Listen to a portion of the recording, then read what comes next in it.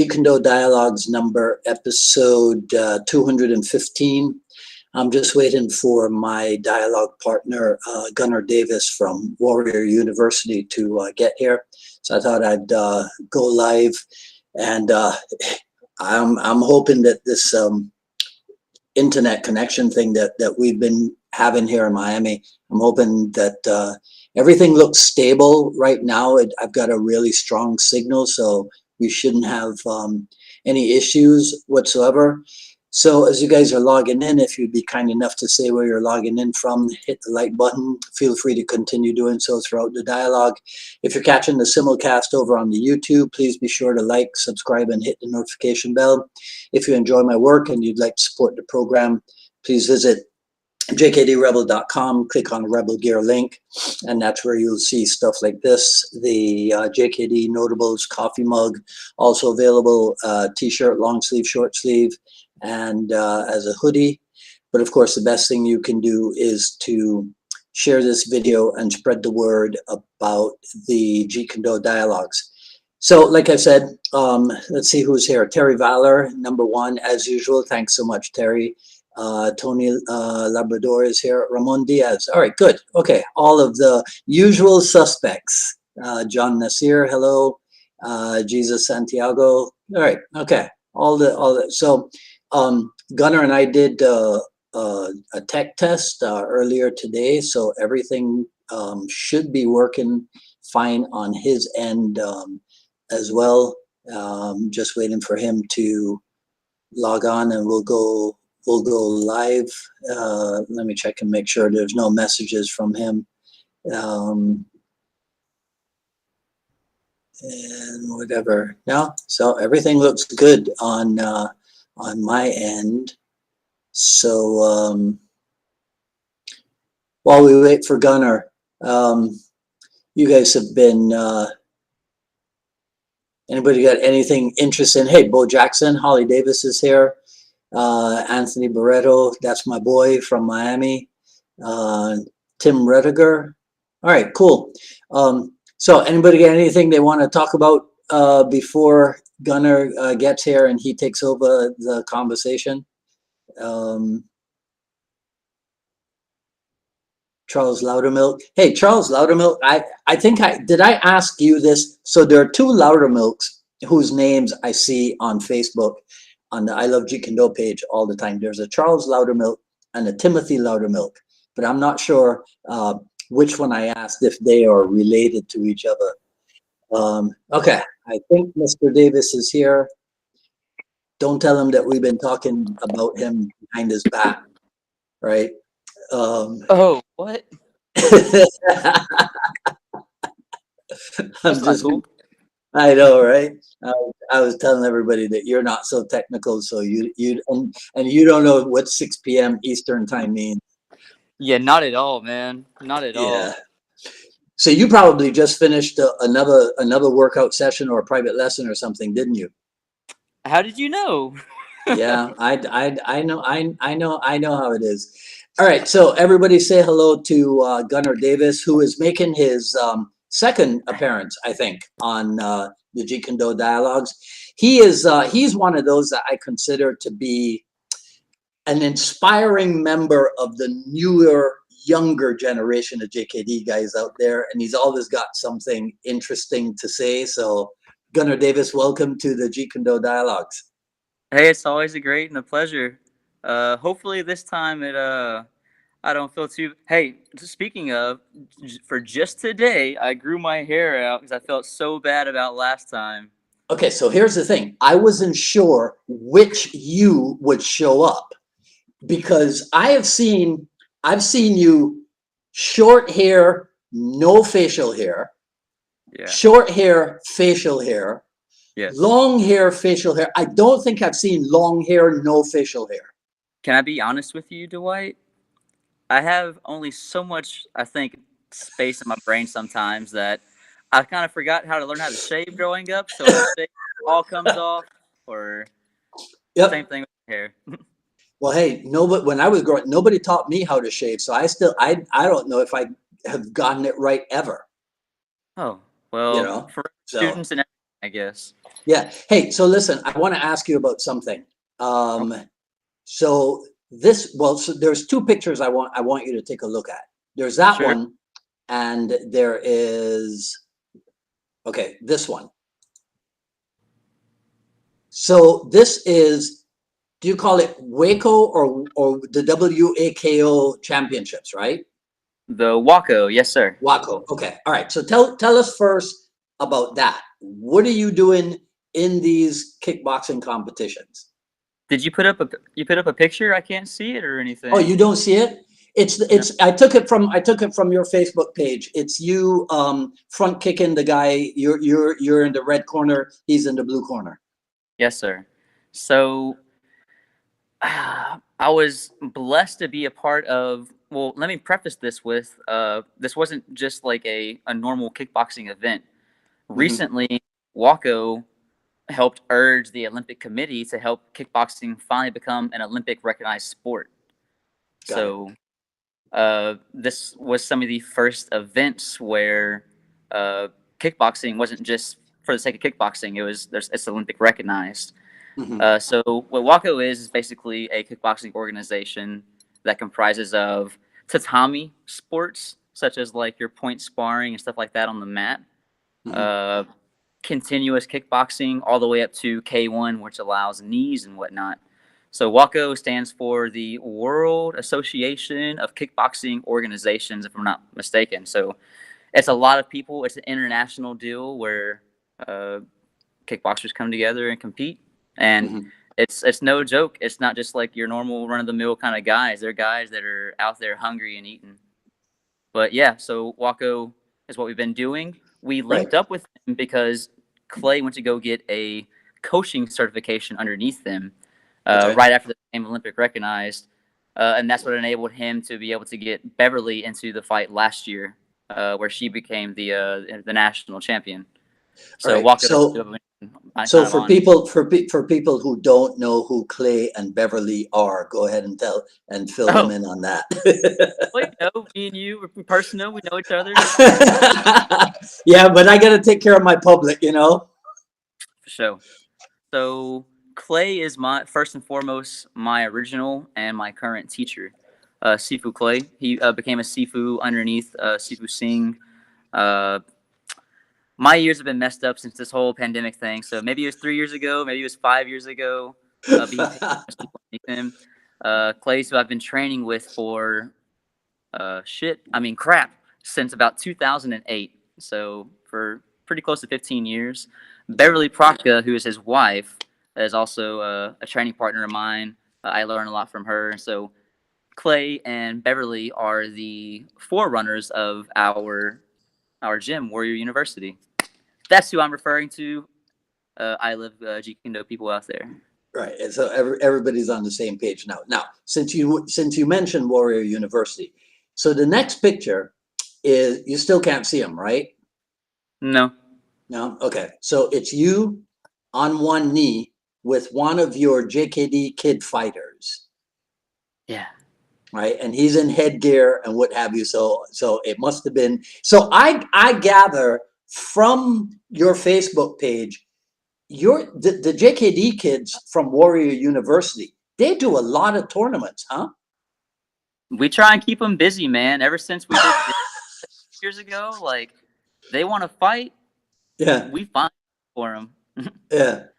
But it's an important part of it, you know, and it's not something that we necessarily push because there's Hmm. kids that we've had training for multiple years that haven't competed and they're complacent, they're happy, they've learned who they are kind of as a person a little bit, and they've grown. Right. But we always like to have the kids compete because, like, two of some of the scariest things in the world are being in the public eye, everyone watching you, and then Hmm. confrontation. And competing kind of puts both those together at the same time. So we try and have kids do that as much as they can, as early on as they can, so they can get Hmm. experience. And so later on, if they want to compete more professionally, they have so much more experience as they progressed in age. So we have a lot of them. We have quite a few students, but I would say about a quarter of our student base competes, if not Okay. more. Is what percentage of your student base is the JKD kids? Hmm. I would say we're about half. We have about half adults and half kids.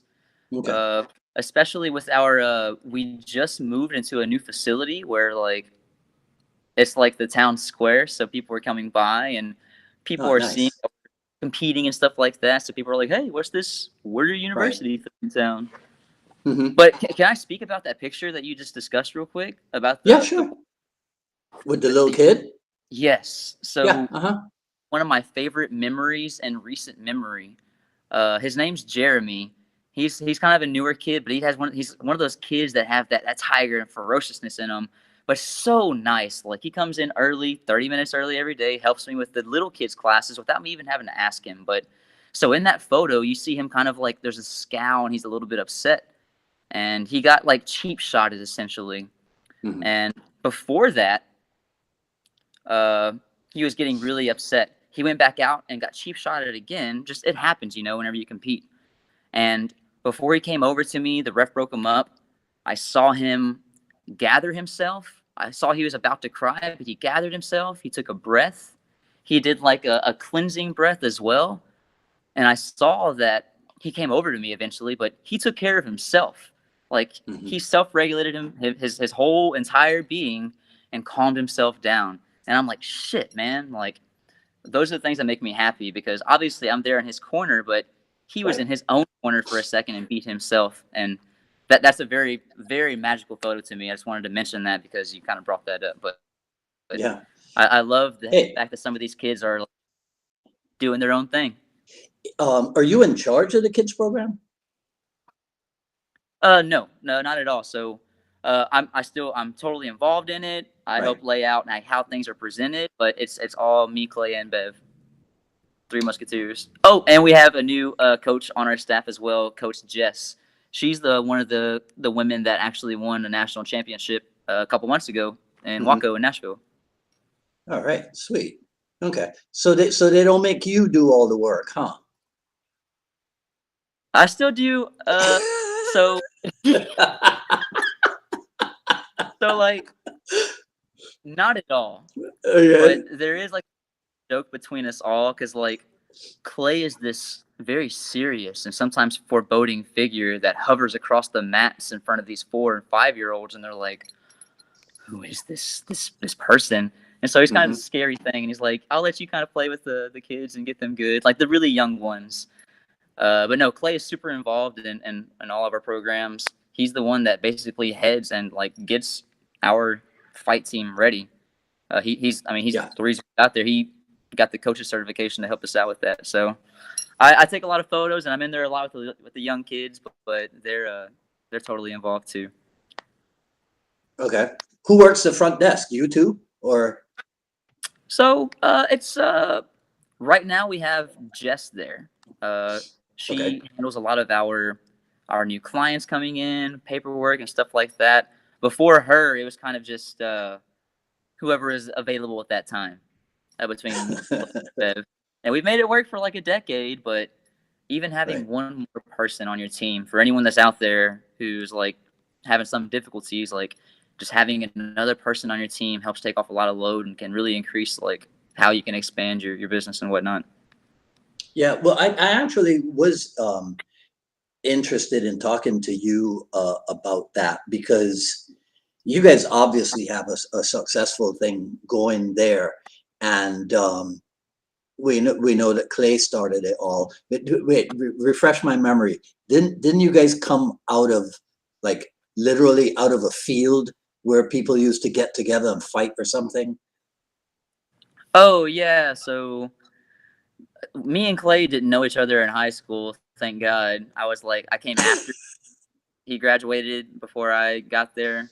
And yeah, he would have fight nights and host them in fields and whatnot. If I think that's what you're referring to, right? Yeah, yeah, yeah. No, like the just there's not a lot to do in a small town, I guess. So you find to do.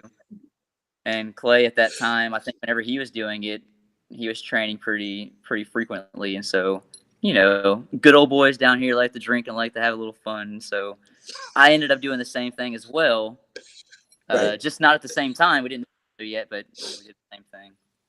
So it wasn't the I'm not condoning violence out there, children. You know, make sure you're still safe and whatnot. But we had some fun doing that. Yeah.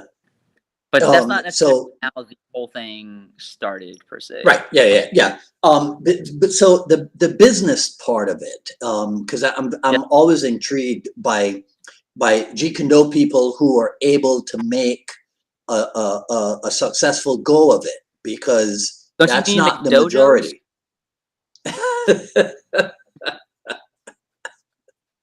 No, that's You can't be, no, you that's can't a be in the that little that no successful. that that's a different YouTube channel. That's not the Jeet Kune dialogues. That's a different YouTube channel. All I'm right. sorry. I'm sorry. Right. So I guess the question is, like, were you there when the decision was, well, okay, let me do it this way. Was there a decision made, okay, we're going to turn this into a successful business? And if that decision was made, were you there? If you weren't there, do you know anything about that decision being made? I think that,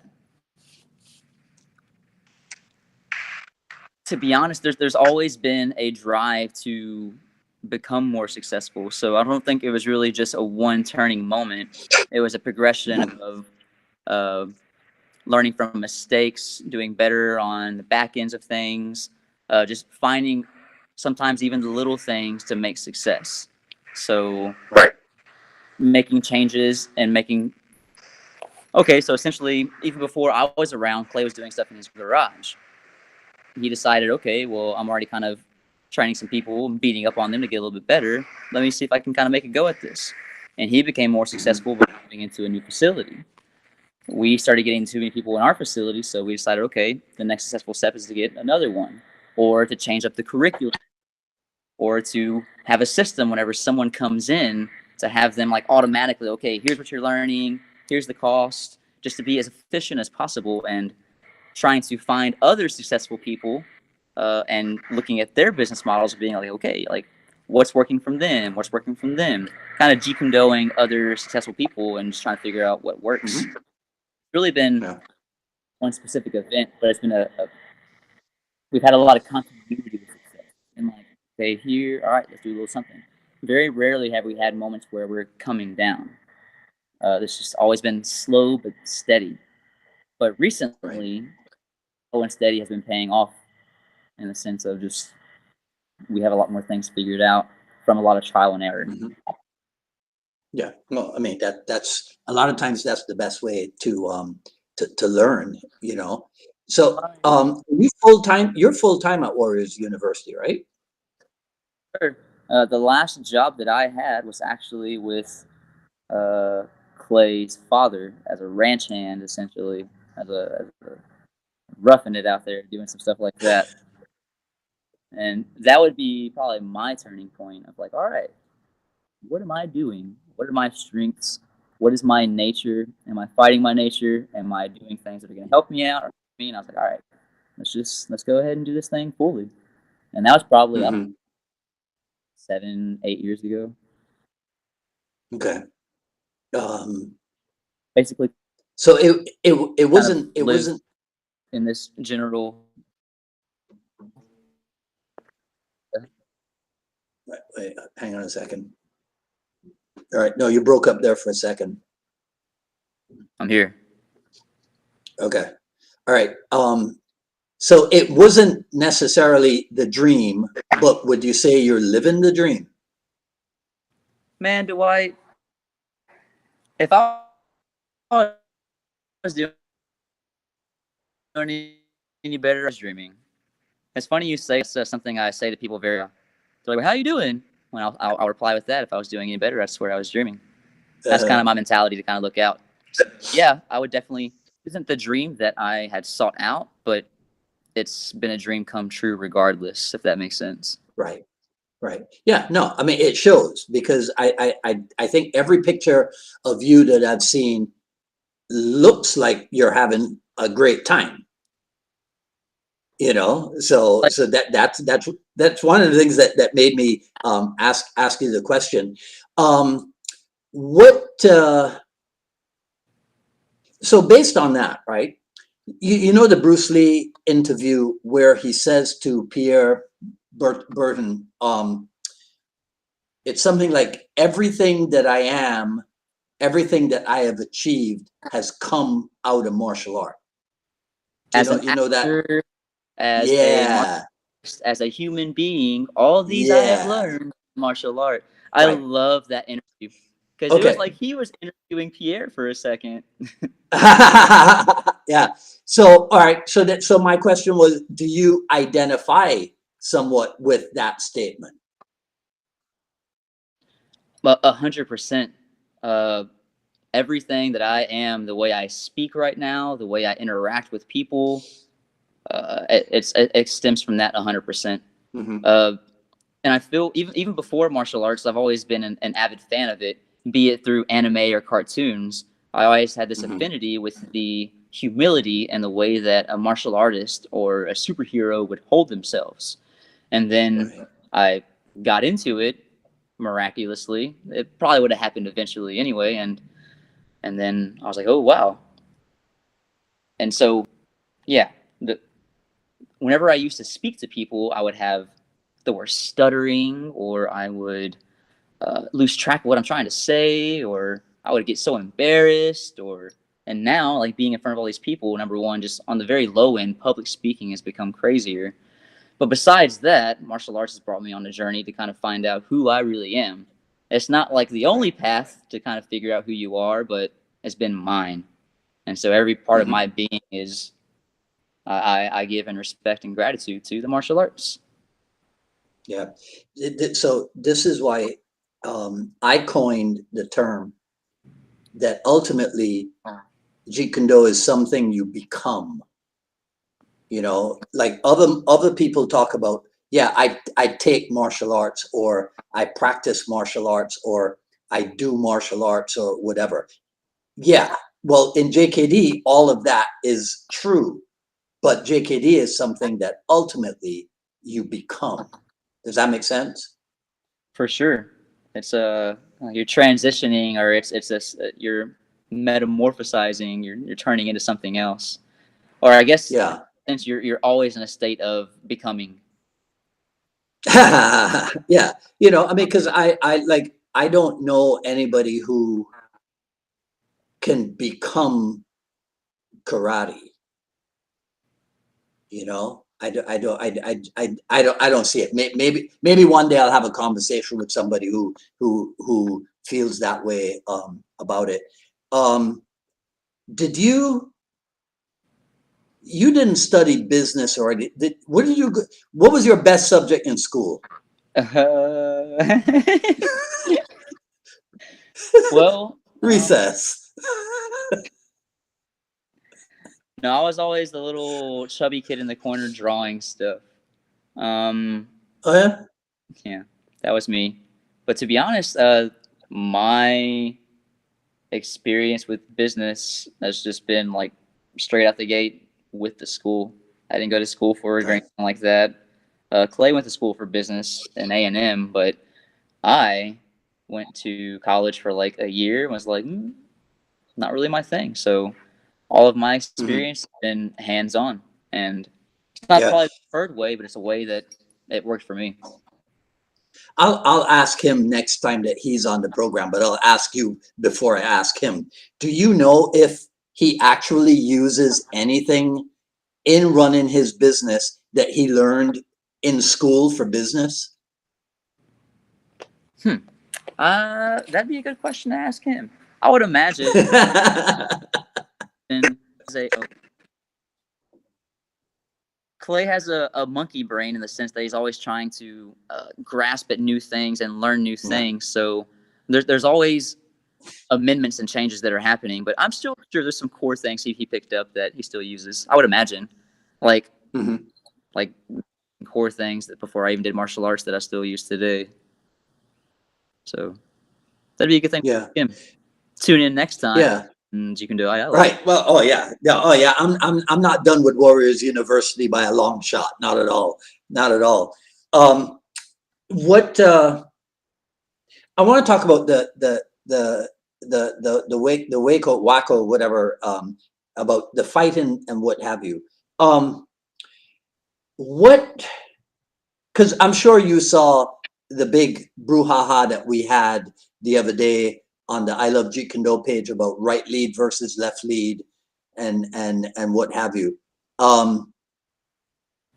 Did that play a role in your preparation for entering the championships? So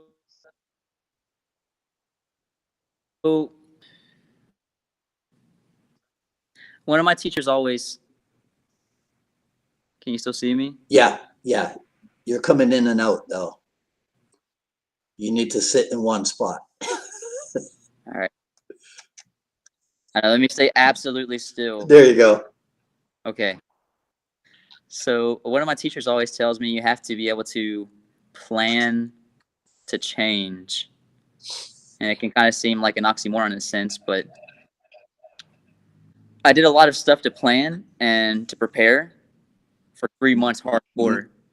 And I'm not saying that a lot of that preparation didn't pay off, because it did. But Right. a lot of stuff that I went in was about the window immediately, because I had to adjust to shit that I wasn't prepared for and variables that I didn't really train. So as far as like the right to left lead, man, just like fight however you want to and whatnot. Like, be you. Like, shut the hell up. Yeah. You don't have to do it just Yeah. a certain Right. way, but Yeah. but See, so you're probably the first person with recent fighting experience that I've been able to ask the question to. Because I think that right. the majority of people who were part of that discussion realize it really makes it really is not that rigid a thing. Oh, you gotta be this, you gotta be that. It's all relative, isn't it? Yeah, it's all dependent, because you can't just like, it's just like, okay, like, all right, I hope this person that's talking shit to me is a kickboxer. I fucking hope he's a wrestler. I hope that, like, you don't know. And that's the thing, like, Right. you have to plan to change, right? So you have to be proficient in a lot of different things. The plans have to be there, but you have to also know, like, you got to amend it and play with the change. And as far as my preparation for the fight, I Yeah, did tell us about that. What did you do? Like so specifically, what type of things did you guys do? change to help with that change specifically. We did a lot of stuff where we're playing right to left lead, right to right, left to left, and I've been playing out of both for probably the last couple of years. When I first Mhm. started training with Clay, I was out of the left lead, and then about a few years in, we kind of switched it up to the right. But we were doing a lot of stuff playing with someone being in a orthodox stance. Yeah. And we prepared for a lot of stuff for that, and there's a lot of stuff I was able to pull off because of that. But also within Mhm. the fight, and really, again, it depends on the fighter too. Like, the guy I had was an MMA brawler doing some kickboxing fights, so he had no lead, right? So you can plan as much as you can, but you have to be able to adapt to the change. So in preparation, Right. we did a lot of that. I had guys that would change leads a lot. I would have someone that would stay in the same side lead. Just getting my body comfortable with it, getting me to be aware of it enough to where whenever stuff did come out, I am responding and not reacting. But Yeah. it was cool, to be honest. I can't wait for my next fight, really specifically for the fight camp, because I love to train. But for the fight camp, people were probably mad at me from not talking to them for a while. I went into a different state and a zone of training to where it was, if it wasn't 100% my life before, it was 150%. And the growth and skill I got just from that camp alone is like, holy crap, why haven't I been doing this before? Mhm. But the preparation, to be honest, process, except for the fight. The fight was pretty damn fun.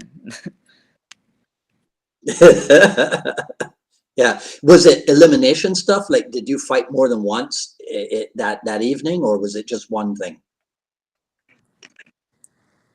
Dwight, could you repeat yourself one more time, please?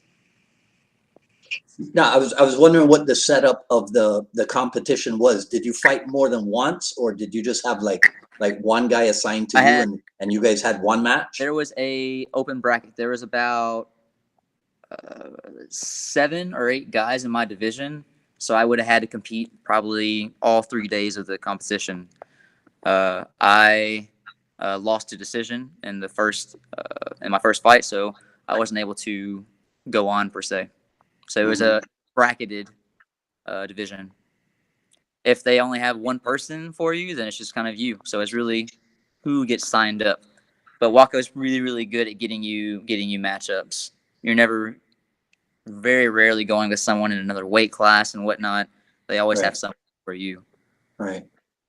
Okay. I just remembered. So you didn't win your fight. No, What's interesting is that you don't seem to care. what makes you say that, Dwight? It seems to me like you're like, yeah, I had a fight. I didn't win it. Yeah, I'm still Gunnar Davis. I still contribute. I still live my life. I'm still who I am. It's just this thing that people think you're gonna die, and I think that for real though, like, and people, Yeah, and that's why people don't compete and stuff like that. And in a sense, yeah, your body doesn't know the difference, but I know I like that. it's I very like cheesy that. to say I that, like, like you that. don't Your need. body doesn't know the difference. What's that? I like that. Your body doesn't know the difference. Your body doesn't know if you won or not. You're just going out there and experiencing stuff, and if you're going out there for anything other than fun and experience, then it's probably ego driven. And Mm-hmm. that's cool if you can be okay with that. If that's who you are, your nature, that's cool. But it's definitely Mm-hmm. not mine. And so, and that kind of rubs off into some of my kids too, and a lot of the kids in the gym. And what we try to kind of spread to everyone is having the ability to work under pressure. If you fail, Right. okay. There's, other than death, you're still going to be able to make it through. And so, Mm-hmm. whenever we have kids that lose, like, or we have adults that lose, they know, okay, uh, we just gotta fix some stuff up. If you win, Yeah. all right, fives, yay, we did good. But whenever you lose, then you have opportunities, and when you have opportunities to learn and to grow, then that's not really a loss. Yeah. Is that a difficult thing to pass on to either group, to either the kids or the adults? Because I don't know that there's a lot outside of martial art training that teaches that to them. Is it Right. difficult to pass that on? It really depends on the individual, but Mm-hmm. if an individual isn't, I guess, open enough to that, sometimes they kind of make their way out of our door, or we're not the right fit for them. Ah, And I'm not saying we turn do people you? away. There's a lot of people who have come Right, in right, to right, right. go Yeah. ahead. Do they come to you and say, I want to compete, or do you propose it to them, or how does it work? It goes both ways, to be honest. Though we have individuals that come in. Okay, okay. Let me preface this. So, so like, there's two kinds of people say they want to fight whenever they come in. Someone who's really serious and someone who's not really serious. And so when we can, Okay. someone is serious about it, then we're like, okay, we bring them in, we vet them a little bit because we like our group and we want to make sure we're bringing in good people and good energy because we have kids in here and stuff like that too. And Yeah. we work with them. And for those that say they want to fight and come to a class and never come back, then cool. But we do offer it, and like I was saying earlier, we try to, as much as we can, get people to do it, but it's nothing that's ever forced. I would say probably Mhm. about, I would say 10, maybe 10% of people come in that want to fight. I would say about 30 or 40% want to come in for fitness or camaraderie, but the last Right. percentage want to come in for mentality change and ways to overcome themselves. And so that's why I feel blessed to be a Jeet Kune practitioner, because we have the ability to kind of give them what they need. We have our Yeah. bases covered, and so we can kind of help someone out to find themselves, be Yeah. aware of themselves.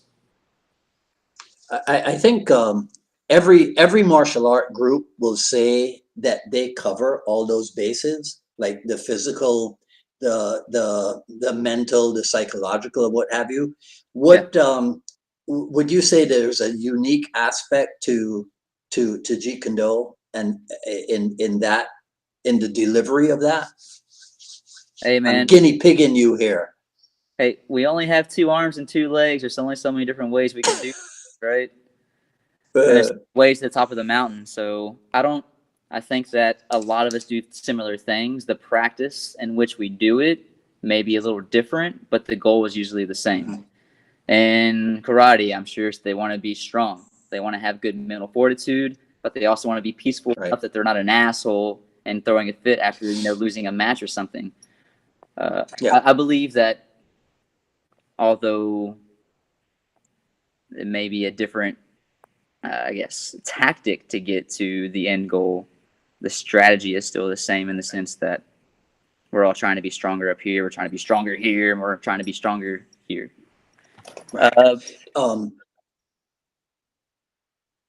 Yeah, and to be honest, then if you look at Jeet Kune Do, then it's just like as many flavors of as there are martial arts. There's as many different Jeet Kune Do instructors, and so everyone's gonna be a little bit different on their approach too. Right. As part of the vetting process that you talked about, do you ever ask them why they want to fight, why they want to compete? Oh yeah, for sure. We have What like are some of the answers you get? how many assholes do we get? No, no, no, no, no. What are some of the answers you get? We get a little bit of it all.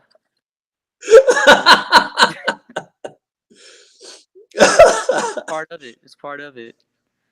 Well, I mean, a lot. I wouldn't say that any of them want to do it because it's something that they see on TV or something to be cool. A lot of them it's either because they have someone that they know or a family member used to participate in some kind of martial arts or Okay. something they just kind of have wanted to do. Very rarely do we have the people that are like, "Oh, I saw it on TV, so I want to do it." Those are usually Right. the people that come in one class and then leave. The people that have like a passion kind of for it, they usually just say like, "Hey, that's just something I've always wanted to do," and so they do it, which is pretty damn cool. Do you get any of the older people saying, I was always a Bruce Lee fan, but I never had a chance to train anything when I was younger? Mm, I would say like kind of yes. We do have some people. It's just they say Mhm. that they never had, I guess, anything around, aware of anything, and didn't know that we were here. So we've had that a few times, especially whenever we would teach a lot in Houston. People would like Google Jeet Kune Do and they'd be like, "Oh, there's some people here. Let me go see what's up." So in Right. Houston, a lot more, yes, Yeah. but in kind of the smaller cities and satellite cities, not so much. Okay. Um, I want to go back to another picture. I couldn't find it though. I saw a picture of you. What was it? Like a ice bath challenge or something? What was that? Well, at least in our flavor of Jeet Kune Do, Wim Hof breathing and meditation and a lot of his mental exercises are a part of what we do. Okay. So we like to get as cold as we can and try and face ourselves and breathe it out. So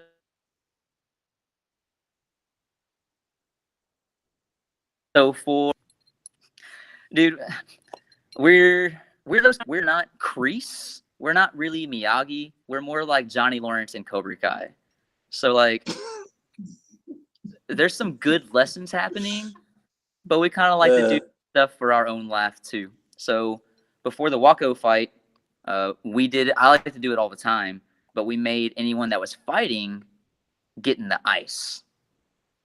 And it's Ah, like, hey, it's not like an actual fight, but it is one because again, your body doesn't know you're dying. You have to know the difference, and it's just like a kind of a challenging thing to face. On that note, right. I have seen people like on Facebook and in person, fighters who have already fought, say they'd rather do a fight or go do a boxing match or an MMA match than get in a tub of ice. And I just can't comprehend that. But it's a big piece. It's something that my breath coach, Travis Chandler, he's from Canada. He does a lot of the tumo breathing, Wim Hof method exercises, and I like to. That's kind of the flair that I brought to what we do, and so I like to incorporate that in our gung fu classes, our competition classes, or just the people that I really love. But the ice man is Yeah. so unforgiving. It really makes you. It really makes you gather yourself, your breath, makes you learn how to heat. It's an amazing thing. If you haven't done an ice bath yet out there, I would suggest you do it. And I don't know if I can do all that, Gunnar. Then try a cold shower, and it'd be all right. Yeah. Well, it was 66 degrees But in Miami when I walked out but of the house today. So I had my challenge. Yeah. yes. Why is it 6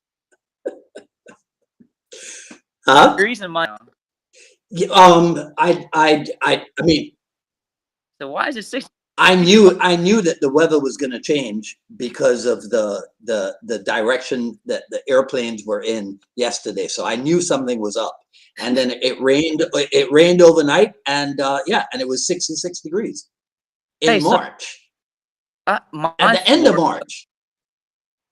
my Florida topography is like off. How far is Miami away from Orlando? For everybody else, it's like 3 to 3.5 hours. For me, it's 55 minutes because I fly. Oh, okay, cool. Well, Yeah, that's what's up. everybody else drives. No, no, I don't drive more than 10 minutes. That's it. I'm done. You know what? That's like some masterful advice and some sage advice that I will have to follow these days. I was curious because whenever we go to Florida often to compete in Orlando, it'd be cool to link up sometime, but I know that's kind of far away, but maybe Yeah, one of these days. hey, you never know. You never know. Yeah, it's not, I have, so from time to time, I have reasons to be in, I mean, I haven't done anything since COVID, but from time to time, I have reasons to be in Texas. Um, so, I'm but just saying, Dwight, in I'm just June, saying, right? I'm just we saying, have right? Sing's retreat is in June. If you want to come down in June and have some fun, party, and maybe do a Hmm. little bit of martial arts. Um, um, I was, what the heck was it? There was something I was reading, and I thought, man, this would be a perfect question for Gunnar Davis. What is there? What the hell was I reading? I was looking to see if I had my breath book. It's somewhere around here by now I can't remember the name of the guy, but that's where, oh man. Anyhow, let me get back to the question. Don't go off on a tangent, Dwight. What is there, or is there anything about Jeet Kune Do that you are still curious about, and why? Hmm.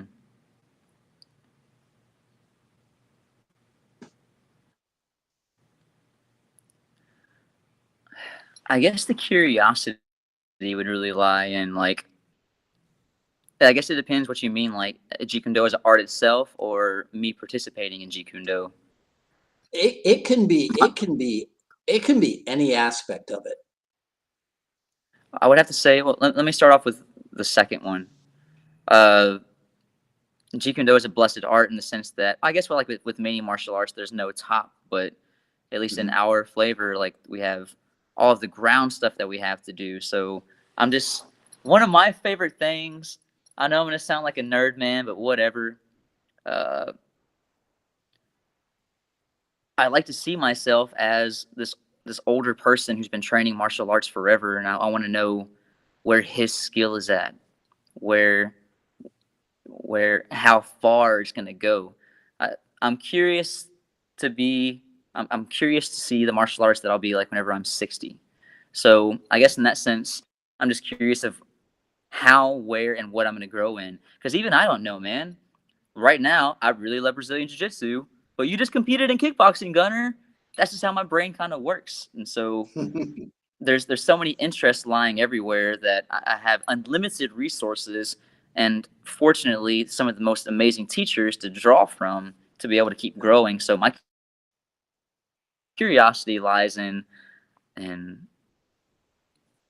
guess not where it's going to end because it's not, but where will I be in a few years from now, a decade from now, 40 years from now, hopefully that I stay here that much longer and whatnot. As far as like the art itself, there's more things I would like to dive into more deeply. I'd like to dive back. I would like to learn more and get back onto my Wing Chun again. I would like to dive the meditative practices again and more of the stuff that Tai Chi and whatnot. Yeah. So there's a lot there that I want to still learn and grow on. But Jeet Kune Do is like it's so simple. Yeah. You can get what you want to from it, but it also gives you a map that you can kind of draw yourself, right, and explore it. Okay, Yeah. I'm gonna ask you the easier version of that question. What is there about the world that you're still curious about? I mean, even outside of martial arts, just everything, traveling, going out there, seeing the different cultures. I believe, to go back to the Bruce Lee saying of all of these I've learned martial arts, I've learned to respect different styles. And in that way, Yeah. I've learned, okay, so this style is a little bit different. This culture is a little bit different. Let me go check it out. Let me see what's up. So as curious as I am about exploring the different aspects of martial arts, I'm even more curious about exploring the different aspects of people in general. And that comes from, from travel and just getting out there and seeing people you've never seen before. That is what interests me about the world. Now, is it going to be a safe place to do it in? I don't know, but I'm going to do what I can with what I can while I can. Right. What's the biggest challenge of being Gunnar Davis? Oh, man. Staying away from the ladies. I'm gonna be straight up. Oh man. Okay. That is, well, I mean, there's a quote recently that I really, really enjoyed. One of my students sent me a highlight reel of a Mirko Cro Cop, and I was going and looking at some videos of him because I really love him. I look at him a lot for his kicking and whatnot. And there's a quote that said, "I'm not scared of many things, but there's 3 things I'm afraid of: women that are aggressive, snakes, and dogs over 60 kilograms." And I'm like, damn it, Mirko Cro Cop. I can identify with that. So yeah, that would be the biggest challenge. In a funny, jesting way, yeah. But I don't really see. I mean, I have a lot of challenges, I guess, but I always look at them more as opportunities. Yeah. Not to be a Gunner thing to say, but that's just how I kind of look at it. I was wondering if you were gonna say something about keeping or getting and or keeping the mind under control, because you strike me as a guy who has so much interest in so many things that sometimes it might you might get way ahead of yourself. Like the wheels are going, but you're not going anywhere. Yeah. Yeah, no, I got you. It all comes back to me for the breath. If I'm getting anxious because there's too much shit happening, as far as like, okay, should I be trying to learn this? Right. Like, I want to learn Right. this to get better as myself, but I need to be doing this to get get better for my fight coming up. Yeah. So there are times where that kind of comes into play. And so, what's that? Breath by James Nestor. Right? I'll have to look that up. And that's okay. So, and that's what it comes back to, at least for me, is just the breath. Okay, let me breathe for a second so I can become aware of myself. All right, now that I'm aware of myself, let me relax a little bit. There's a lot of pressure right now. If you're tense under pressure, you're going to blow your top and you're going to screw up. Now that I'm relaxed, now I can start making smart decisions because I can connect to what I'm trying to do. This book is the one that introduced me to the fact that apparently Like, more people priority, say it again. because it's more relaxed, but it came from the breath. Wait, you broke up for a second. You got to repeat that. Oh, I was just speaking how once I have the breath, then gets me synced in and relaxed, then I can make smart decisions. That puts me in a different state where I can make and prioritize what needs to be done, what wants to be done, and things of that nature. Right. But it all comes back from the breath. That's the priority. In the Wim Hof method, is there an emphasis or a focus on not breathing through the mouth? There is still breathing in the mouth, and I am by no means a master at the Wim Hof method. I am still a student, but there's emphasis on mouth breathing. But there's at least from what I've been doing, there's a really heavy emphasis on breathing in through the nose. There is still times whenever you can breathe in through the mouth, but like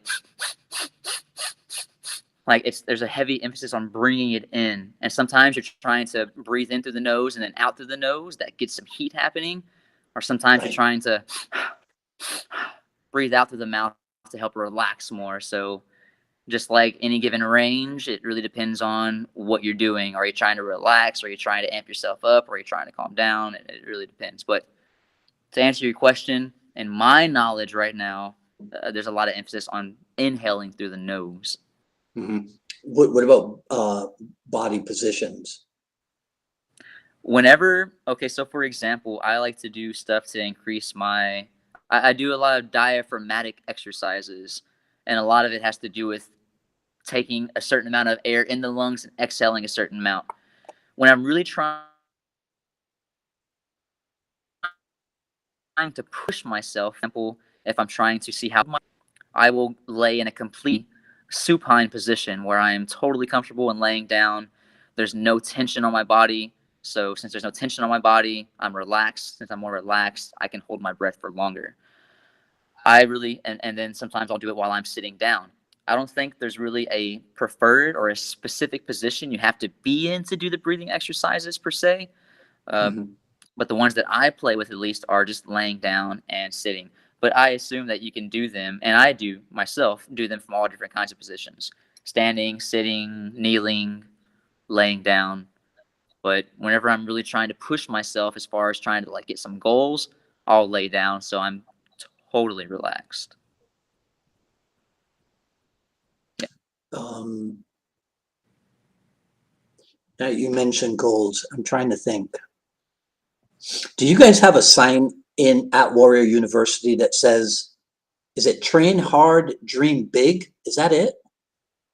Nah, I don't think so. No? We don't really have like a set really slogan yet. Thank you, Dwight. Oh, no? On to that. Oh, yeah. You gotta get to that. Warrior University, bam, boom, bop. Just gotta replace those with words now. No, I mean, yeah, get a slogan right under Warrior University, which I think is a fantastic name. It really is. Thank you. We love Texas Jeet Kune, and that's always going to be a part of who we were. But as far as for branding and as far as what we want to do, Texas is still confining, whereas Warrior University could be anything. And that's what we've always tried to do. But now with that name and the way we present ourselves and kind of like how we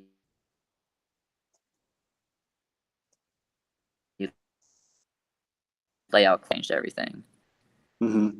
I've really enjoyed the switch. Yeah, I don't know. I don't know. And there's a lot more stuff that we're with University, but nice. There's a lot of things that we're having happening, but I can't really say them just yet. You're gonna have to kind of see them as they get unveiled. But that's why I said a few minutes ago, I'm not done with Warrior University by a long shot. Oh yeah, I'll right? let Clay You kind of know, go into why and how, why we changed our name and stuff like that. That'd be fun. I would yeah. definitely like to listen to. I take on that. Did we ever talk about this? Do you know, you guys own jkdkids.com, do you? I believe so. Yes. Okay. Did you ever, did you ever, look up who owns jeetkunekids.com? Did we ever talk about this? No, sir. Oh, okay. I'm White. What kind of sneaky investigating have you been doing? No, I bought Jeet Kune Kids probably 10 years ago. Oh, for real? Hmm. Oh, very cool. Yep. I had About no 10 idea. years ago. I never did. I got myself in trouble um, because of the amount of, at one time I had over 300 domain names, Oh, right? wow. A lot. Yeah. Yeah. At one time. Now it's down to about 90 or so. But for example, I own Chinatown Jeet Kune Do, Oh, right? cool. I own Old School Jeet Kune Do. I own Backyard Jeet Kune Do, right? And so, Anyone so ever approached you? Has anyone like ever um, hit or approached you like, "Hey, can I like buy this domain off of you or something like that?" kinda, but not really, Oh, okay. right? Kinda, but not really. I own JKD Worldwide. Now that's a name. Yeah.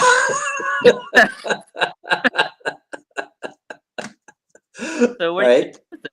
So are you just trying to just to have them, or just to kind of cover Well, bases, you know, or it was, well, way back when, way back when. When I was hanging out with the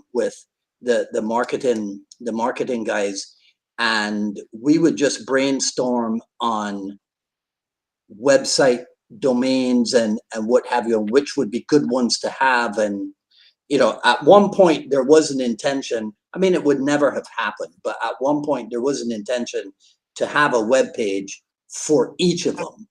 Now, I would never have gotten that done, but I get a little bit obsessive sometimes, you know, when I get into something. So that's how I ended up with 300 of them. I mean, I really didn't need them, right? But like I just, you know what I just let go of? I just let go of no BS MMA. that's cool. I just let that go, right? Because I'm not going to do anything with that one, right? So if anybody was ever out there looking for that domain name, it'll be available in like 2 weeks or so, and somebody else can have that. I don't need that one Just anymore. watch you spoke it out Um, there. Probably give it 3 weeks, and it's oh gone. yeah, oh yeah. No, that's fine. That's fine. There are some of them that I will never give up. There's some in particular I will never give up. Right. Um, so I actually had this as my last question for you, but I just realized that we already talked about it. My last question was going to be, I wrote it out here. I've seen your posts waxing effusively about your JKD kids. Can you tell me a favorite story about one of them? But I think we did that way up in the beginning, didn't we? Yeah, it was more of like the simple favorite. Yeah, Yeah, I did you. right. I intercepted you on that one. Huh? Yeah, you probably saw my notes and everything, right? So okay, so this is one of those arbitrary interview questions, right? That really mean nothing, but I'm still going to do it to you, right? Can What's I ask you next? questions too at the end? Can what? Can I ask you some questions at the end too? Like a couple of them? Sure. Okay, you go You want to first. do that now? All right. Oh, okay. So my dumb question was, what's next for Gunnar Davis? Which is such a stupid question, right? But people think that it's all intellectual sounding, you know, Yeah. but it really is a dumb question. Like, to be honest, like I had to use the bathroom before this interview already, so I'll probably go over there. Right. Yeah, because I figured, well, let's see, it's Friday, it's 6 o'clock where you are. Are you done for the day? So, Dwight, you may assume that I live a lavish and fun night lifestyle, but I am like hermit to the max, man. I'm gonna go like Epsom salt bath. I'm gonna go drink some water and read a book, and I'll be going to bed probably at 3 o'clock in the morning. But I'll find some things to do Uh, between then. mhm. I'm definitely a nocturnal being. Oh, Yes, okay. All right. Okay. All right. What did you want to ask me? I have a piece of paper. Just a couple of random questions, I guess. I can't They're more believe this. You actually thought of something to ask selfish me. because Okay. yeah, All right. Have at it. I have like four things I want to ask This you. will be fun. Oh, and I already asked one of them with the Florida and you Ah, being in, okay. Hmm. Orlando, Miami, Hmm. thinking up. It doesn't have to be very long, but Dwight, what got you started in Jeet Kune? What was your first entry into the art of not being an art? First entry would have been the Big Boss. I was not a Cato guy. I don't think I don't even know if Cato was on TV in Barbados. So first entry, so to speak, or like my real recognition of Bruce Lee would have been Big Boss, which would have been 1971 or something. And so then for the next decade, I was super interested in him, but I was real young, so I couldn't do much of anything. But then in my mid-teens and what have you, I started the magazine collection and what have you. And then when I was still pretty young, in '83, I went out to California to spend a week with Sifu Inasano and a week with Francis Fong, because I wanted to see what Bruce Lee's premier disciple was doing. And I knew that Bruce Lee had trained in Wing Chun. So I wanted to go experience that for myself and then go back home to Barbados. And that was going to be the end of it. That was the full extent of my intention. I had no idea that this is what would happen. None whatsoever. It was going to be God, 2 weeks, go back to Barbados and, show my guys there, oh, I saw this, I saw that, and what have you. But I fell in love, that's awesome. you know, and yeah. And just like you and Bruce Lee, everything that I am today has come out of martial art. That makes me happy, man. You're gonna make me cry. Okay, Yeah. so Okay. I got a couple more. So, what is Okay. your favorite current thing that you teach? Favorite current thing that I teach. Like at this moment, what do you? Is there anything you enjoy teaching more than anything else right now? As far as I like, think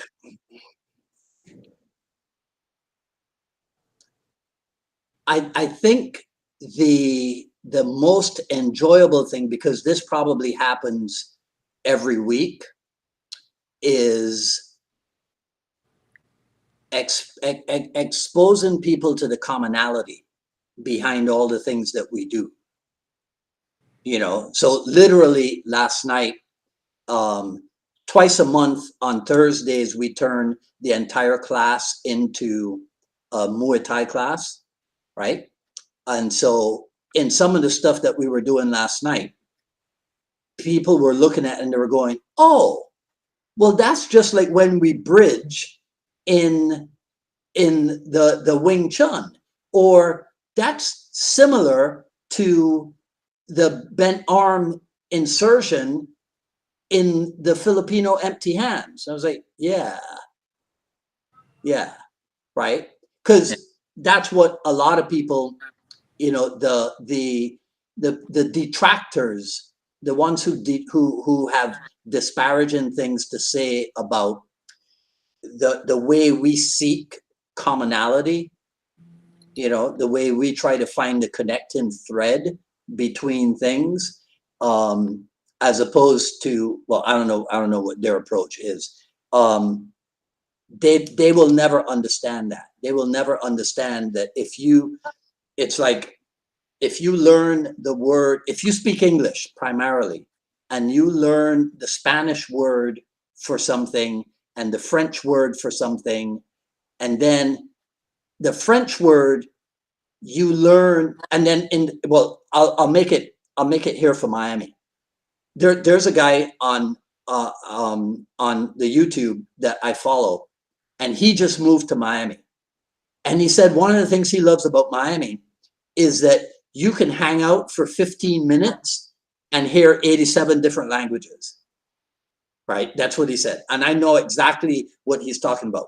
So if English is my primary language, I can learn the Spanish word for it, the French word for it, and then when I dig deeper, being in Miami, I can learn the Spanglish name, the Spanglish word for it, and then being in Miami, I can hear the Haitian Creole word, the Haitian Creole version of the French word.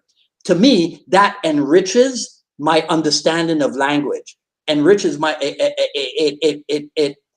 it enlarges my appreciation for language. That Yeah. is a Jeet Kune Do thing. That is a Jeet Kune Do thing for me. Might not be that way for everybody else, but it Right. is for me. Right? Does that make sense? 100%. Yeah. It's Yeah. the Yeah. common threads. My Yeah. favorite one, like when people are like, trapping doesn't work. Well, go watch a wrestling match. Like, what are they doing getting those arms out of the way and shit like that? Yeah, sit down, man. Yeah. Yeah. The internet is an entertaining place. It can be informative and it can be real challenging, man. Yeah. It's definitely a double-edged sword that has brought us all to where we are at the moment, for Mm-hmm. better or Mm-hmm. worse. Yeah. Yeah. For sure. I have one more question, if you don't mind. Okay. Go. And I would be remiss if I didn't mention a little bit of information about the retreat, if you wouldn't mind that as well. Oh no. Sure. Go ahead. Go ahead. Okay, so my final question for you, Mr. Dwight Woods, is what does Dwight Woods do to quiet his mind? Oh, I um I change location. Like I'm real good. I'm real good at like I can sit here in front of the camera talking to you, but up here physically, I can put myself wherever. Like I can put myself right now in the heart of London, and you won't know it. You won't know it, but I will. Mhm. I'm real good at that. Yeah, So yeah. So that's it's pretty, yeah, it's pretty easy for me. Now it's not for necessarily for an extended period of time, but I can quiet my mind fairly quickly. Now, when I'm like you and deeply invested in the Wim Hof breathing, I'll be even better at it. we'll have to collab and get something happening, man. For That's sure, cool. for sure, for sure. All right, and yeah, if you don't mind, Okay. if I can get some Yeah, tell us information about the to retreat. Uh-huh. Go ahead. so we haven't had one for like 2, 3 years because of everything that's been happening. So on from June 10th to June 12th, Sifu Singh is teaching, and we're hosting the Fight and Flow retreat. It's 3 days of training on a Friday, Saturday, and Sunday. The first day is going to be DTAC 8, which is defensive tactics and the 8 essential strategies of like building and weaponizing your awareness. That one is more specific to like what he teaches to law enforcement and military Mhm. tactics to be able to calm down. Then, whenever you're calm, you can make better decisions and everything like that. And so he's going to be presenting a lot of principles and processes through techniques, which is really what we try and do. On the second day is going to be more of a combat chess games. And so we're going to be doing a plethora of different things, but through games, like working counter for counter, working on timing. And the cool thing is we usually have a lot of different martial artists that come. So it's not really, we're not teaching you a curriculum, more as giving you a process and a way to kind of mold to whatever you're already doing. Because we're not teaching techniques per se, but strategy and tactics and all of that. And so that's the second day. The third day is all I can say is that we're learning fluid body mechanics. That's all I can say. Everything else is a little bit, you have to kind of be there for it. But that's what we work on Sunday. And I'm not trying to say this because I'm one of the ones hosting it, but anyone that's ever come out, they usually walk away with obviously a lot of martial arts knowledge, but they usually say they walk away with a lot more experiences of having fun, of doing things they've never done before outside of martial arts. And they really enjoy the camaraderie and everyone that comes out, because like me, there's a lot of people that come out that are really humble and like to share knowledge. They like to not be an asshole, essentially. And so we have a lot of those out there. So anyways, June 10th through June 12th this year will be the fight and retreat. Well, when you guys have stuff that I can put up on the podcast, just let me know and I'll take care of that for you. Sure. Yeah. To be honest, on Monday, I'm gonna have me and Sing are gonna get together, and Clay and Bev, and we're gonna get a flyer. So we'll be putting some more information out here soon. No problem, man. That's what I'm here for. You're the best, Dwight. All right. Okay. Well, listen. All right. Go do your Epsom salts bath and get a book and have a great evening. And thanks for doing this. Thanks for spending some time with me, man. I really appreciate it. I love talking to you. Yeah, it's always fun. It always passes by so fast. All right, man. Take it easy. Say hello to everybody for me. All right. For sure. Take care. All righty.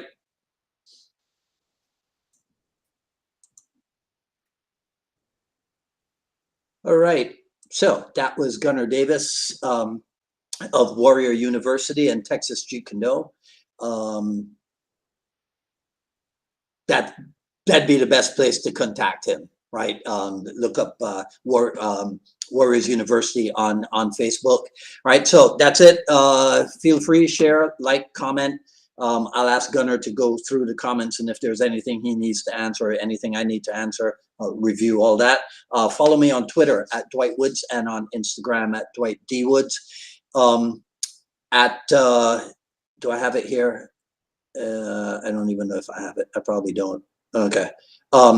At paypal.me/UnifiedMA paypal.me/UnifiedMA Miami. You can get the Jeet Kune Journey Volume 1, autobiographical essays on the world of martial art by yours truly. This is still the raw but edited PDF version, just $9.95, available at paypal.me/UnifiedMA Miami.